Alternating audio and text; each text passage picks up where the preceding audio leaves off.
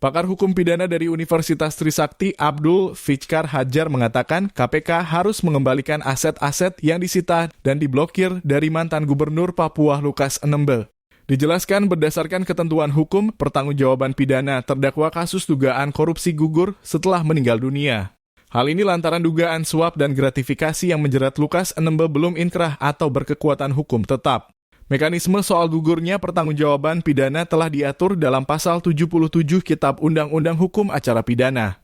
Dengan meninggalnya seseorang Incasu Lukas NMB, maka semua tuntutan pidana terhadapnya hapus dengan sendirinya, termasuk tuntutan pidana mengembalikan uang hasil korupsi, kata Fikar kepada Kompas.com, Kamis 29/12/2023.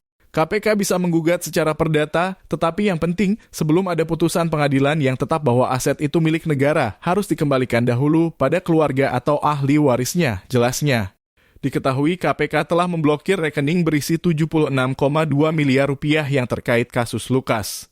Lembaga anti korupsi ini juga telah menyita aset dan uang Lukas NMB senilai lebih dari 144,5 miliar rupiah.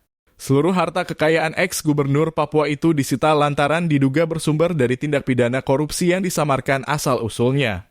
Rinciannya uang senilai 81,6 miliar rupiah, 5.100 dolar Amerika Serikat, 26.300 dolar Singapura, tanah berikut hotel, dapur, dan bangunan lain di atasnya senilai 40 miliar. Diketahui ex-gubernur Papua itu terjerat kasus dugaan suap dan gratifikasi di lingkungan pemerintah Provinsi Papua. Selain itu, Lukas NMB juga menjadi tersangka dugaan tindak pidana pencucian uang lantaran diduga menyembunyikan kekayaannya yang bersumber dari tindak pidana korupsi.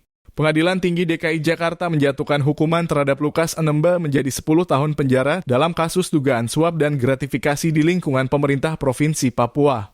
Dalam putusannya, PT DKI mengubah putusan Pengadilan Tindak Pidana Korupsi pada Pengadilan Negeri Jakarta Pusat yang menjatuhkan hukuman selama 8 tahun penjara.